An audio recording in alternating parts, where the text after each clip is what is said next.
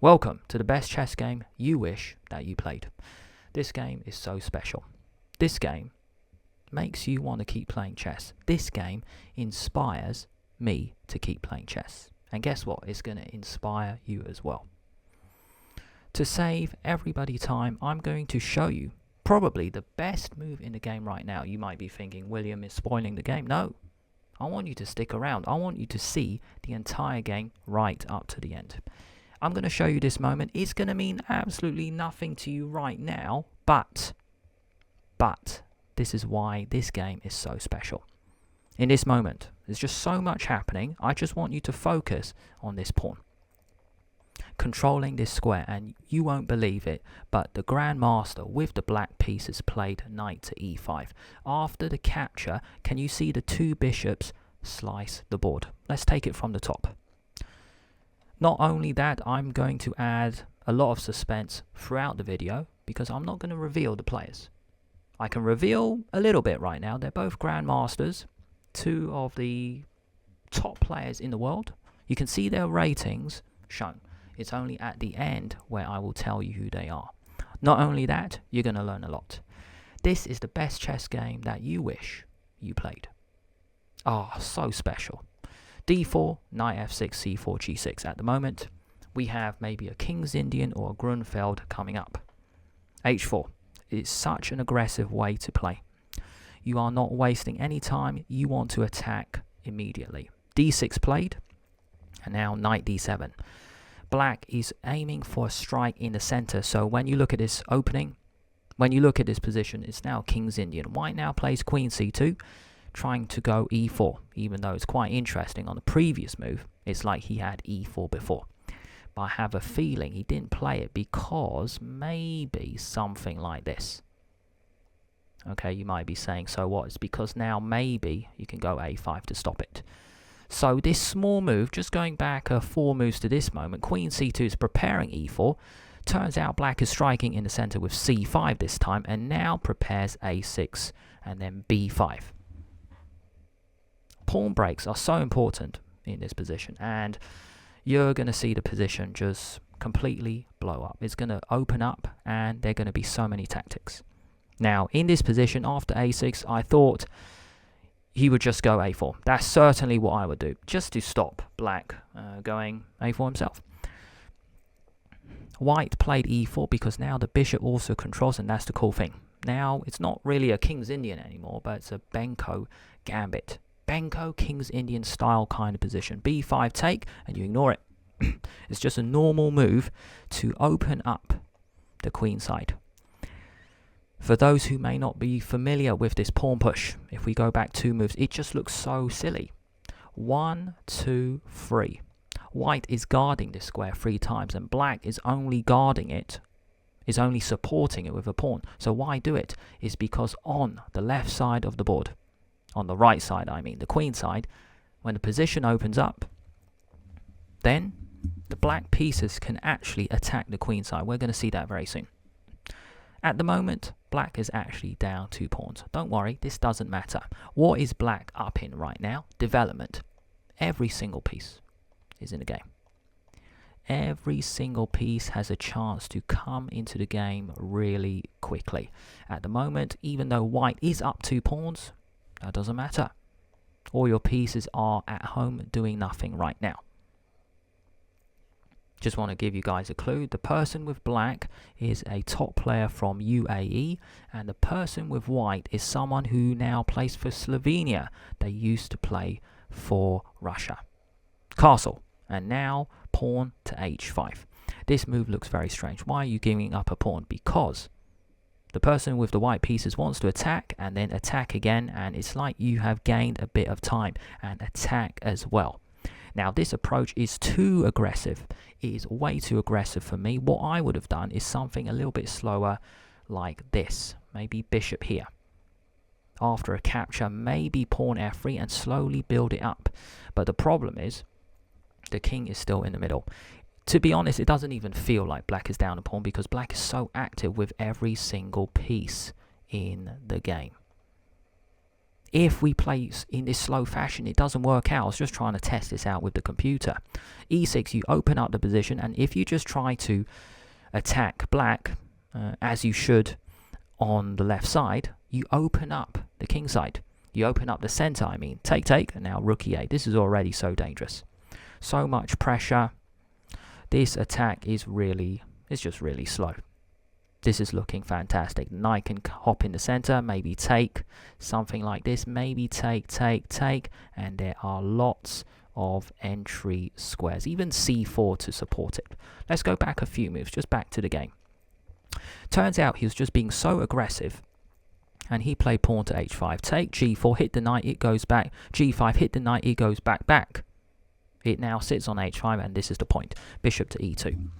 That knight actually has no good square. So it looks like white has done a good job after bishop takes a6.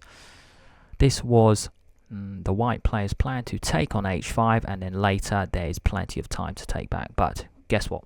You see, in this position, it doesn't even feel like black is down a pawn. This is called compensation. This bishop is so strong, and black's pieces are just so active. Pawn to f4. Now we come to the crux. Now we come to the fact that this is the moment I mentioned in the first 30 seconds of the video. Pawn to f4 looks like a good move anyway. You are defending your pawn, and you've got this chandelier structure, or you could say a bathtub pawn structure. All the pawns defend each other in the center, but it's time to break open this center now. Pawn to e6. Notice this pawn is going nowhere anytime soon. That's why white is not really taking this pawn. Take. Knight to e2, I mean, and now queen e8. Really clever move. Really clever x-ray defense. Indirect defense, I mean, because if this, then you go f5. That's the cool thing. The queen now hits the rook. It moves back, and then the queen is being a sufficient defender towards the black king. In this moment, you cannot en passant because you lose your rook. Let's go back a few moves to this moment. Back to the game. Queen e8. Okay, take, and now take. Queen now defends the pawn, but white wanted to clarify the center because then now the knight moves and then the rook takes. If we go back 2 moves, I think this moment, the reason he didn't do this is because of, what was it? Probably take first, but then the knight comes in. Yeah, you might even go f5 here. Yes, I think you can go f5. Let's just have a look. f5, what a move, because if take, then you can take with check, right. And then the king doesn't have a good square. That pawn is so strong, supporting the center. That's going to drop. That doesn't matter. Wherever the king goes, if it goes there, bishop goes d4 check. If the king moves there, then okay, knight b6, nice. Coming in here, hopping in, hopping in. This looks pretty strong for black. This doesn't matter, I don't think so. Wow, what a capture. Didn't expect that. Take. Oh my gosh, okay. Oh, you can't take because it's mate. Brilliant. Magic. Magic. That's why sometimes I press the computer just to see these tactics. And if we go back a moment here, we can take with the knight. And this is still complex. Entry squares. Lots of entry squares. Lots of control. Black is doing pretty well here. Back to the game. Let's go back 10 moves or so here. Queen e8. Take, take. And now, here we go. This was shown in the first 30 seconds of the video. Knight to e5, incredible move. Absolutely stunning move. This is the reason I wanted to show this video to you guys. This is the best game that you wish you played. Knight e5 in the center, take, and now the 2 bishops slice the board. Is this worth the compensation? Is it worth sacrificing a knight in this style? Yes. The 2 bishops control so many squares. The rook also controls f1. The queen controls this. We're going to see an absolutely brilliant tactic with the queen later. It wasn't actually this. That was the absolutely brilliant move. You will see very soon. So queen goes to g2. And I'm actually, after this move, you can pause the video now a little bit, but I'm not actually going to spoil it because there's a stunning move here. If I tell you the answer now, it spoils the final tactic of the game. This is really the second reason I wanted to show this video. This is the second reason I wanted to show this game in a YouTube video. Alright, watch this. So I'm not going to tell you the answer here. Instead, the opponent went queen g2, which makes sense. You defend a knight, you swing it over. Oops. You swing it over. The bishop can, oops, can't even draw arrows, mate. Bishop here and then castle. Rook b8, putting pressure on the b file. You're not going to take it yet, but there is lots of pressure. Knight takes h5, and you just get the queen over. Here, I would take black. The king is still in the middle. It is move 21. As a principled player, one of the most important things is you must get your king safe.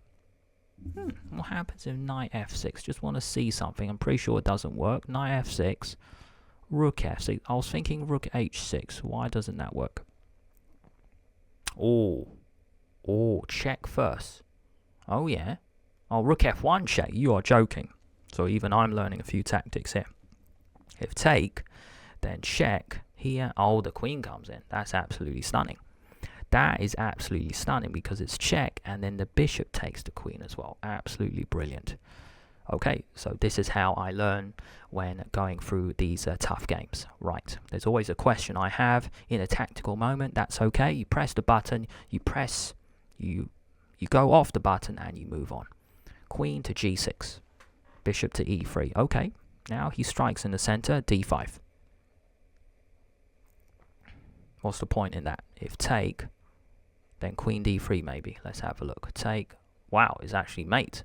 Oh, wow, okay. Brilliant. Didn't even consider this. Now's your chance.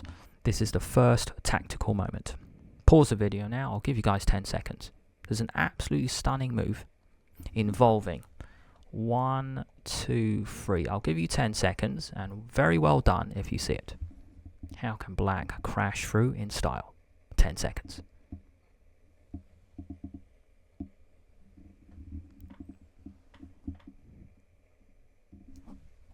Bishop takes c3 check.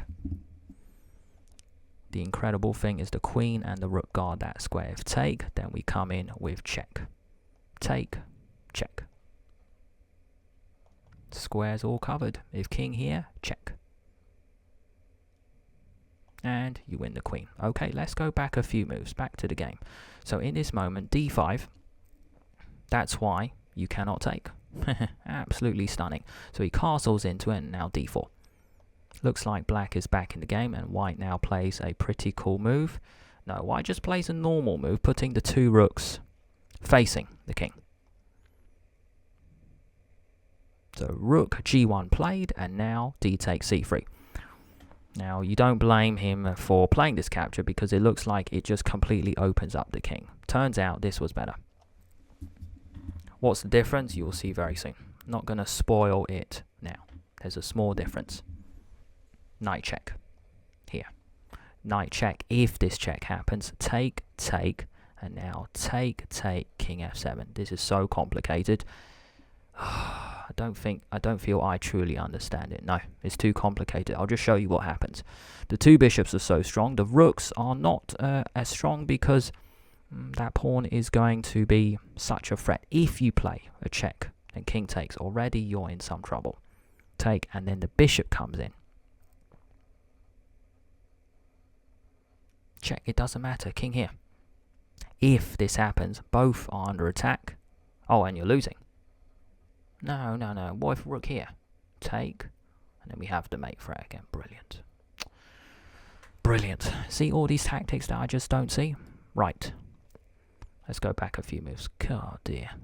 The bishops control the board. I love it when you put the bishop there because then we've got that rook mate. That's a tactic that is new for me. I'm glad I'm going through this game and learning at the same time. So let's go back a few moves here. This actually makes a lot of sense. Take, which is given as a blunder because now pawn to b3 and then the attack is stopped. When I glance at this position, I actually feel like the attack has begun, but Stockfish, the engine, disagrees. Bishop comes into d3. And now white blunders, but white actually had a move. Knight f6 check is now winning. You guys might be thinking, what is William talking about? It just looks the same, except it doesn't. The fact that the pawn is here means there's no rook b1 mate in those tactical lines. White is now winning. I still find it hard to believe that white is winning. I just want to show you why. Take, take. There's pressure on the g file. So, black should trade queens. Take, take. And now after this, e5. This is now really strong for white. Rook g7 is almost mate. Bishop takes pawn is so strong. And there's nothing. There's no mate threat. That's the problem. If you try to mate, then here, check. You have to go back, and then here, probably take. Oh my gosh. Here's it stunning. You can actually take. And here, you can take first, or you throw in a check. I don't think it matters. Throw in a check, then take. And then this is winning. This is winning. You're joking. Take, take. Here. Then what? This is winning. Right. Okay, f7. Now I get it. Okay, the lines are long. The lines are difficult. But the important things is we are learning. This is now winning for white because if the rook moves, let's say here, I think you can go f7. That's just a clean. f7 and then promote. Even this. You actually can mate. Sorry, you go... You swing the rook over, f7, and then check. That is game over. Wow. Okay. Okay. Let's go back, what, 10 moves? You are joking. Absolutely stunning tactic. So that's a small difference. In this position, white actually blundered with queen h3. This move looks like it's perfectly acceptable because we're throwing in knight f6 check and then rook takes. So imagine if black played a nothing move, let's say c4, then knight f6 is actually winning because if take, take, then the rook pins the queen to the king. That is actually white's idea. Let's go back a few moves. Here, well, chess is so tough. Now we can actually throw this tactic in. Pause the video now or let the 10-second timer run. Can you see an absolutely brilliant move for black? I'll give you 10 seconds. If you see it, very well done.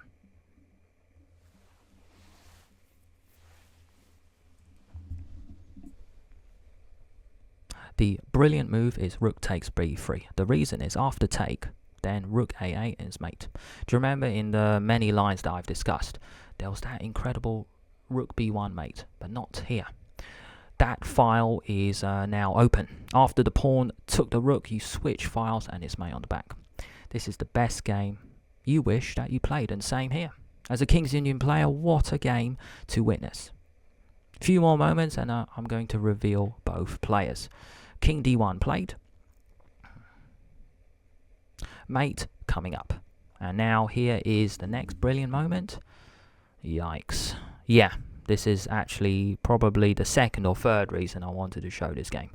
Pause the video now. I'll give you 10 seconds. I want you to find a checkmating idea. But, oh my gosh, how can you even see this move? Well, you can. Because the white king is totally boxed up. I'll give you 5 seconds. Can you see one of the best moves you will ever see? It involves every piece. 5 seconds.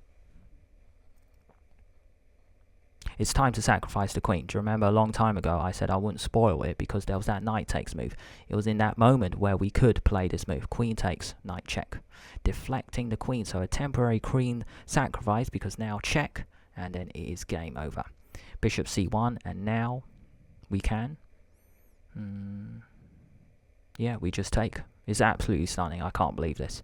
And after this move, white resigned. Vladimir Fedoseev resigned against Salem. Top player from Slovenia against top player from UAE. This game took place in the Sharjah Masters, even if I'm even pronouncing that tournament correctly, in Doha, I believe. Rook takes, bishop check. If you look at this position, it is absolutely stunning. How so? White is up. 2 rooks and a queen for a bishop, 2 bishops and a pawn. And the brilliant thing is, black is winning. Fedoseev actually resigned, but after check, it's game over. Every square is covered with a pawn as well. It's just a photo finish, mate. Absolute photo snapshot finish. King d1 check, king e1. There's no way to stop promotion. He gets the queen. The king moves out the way. The king moves out the way. What if queen d1 here? There must be a finish. Oh yeah, if queen blocks, because I was just wondering why not retreat it, queen here is mate. Everything guarded. Brilliant. So in this moment after check, king moves, queen e3 check. Nope, wrong bishop. Wrong piece, I mean check. And then the king slides over queen g3. This is one of the best games I've seen. of all time. I'm so glad I had the chance to put in a YouTube video. Going forward, this might be something I keep doing. Just finding, from time to time, some absolutely brilliant chess games and putting them into a video. I hope you guys learned a lot. I hope you are inspired to sacrifice your pieces in this style. To open up the king. Sacrificing a knight, sacrificing a rook, and delivering probably. I mean, look at this move. Queen takes knight, check. Sacrificing the queen. Rook, a1, check. Sacrificing the rook, you are joking. Because after bishop c1, I was so confused. And then I got inspired and confused at the same time. Check. Here, you're down so much. Check, check, check, check. Nope. Check. And mate. Thank you so much for watching. I hope you are inspired by watching this video. Thank you so much. Have a nice week. And I'll see you next time. If you guys want to stick around, I've got 2 really nice videos on the left. Here, at the top, we've got Alireza Firouzja plays the Caro-Kann. How does he play the Caro-Kann? It's my most watched video on my channel. And then below that, we have YouTube's suggestion.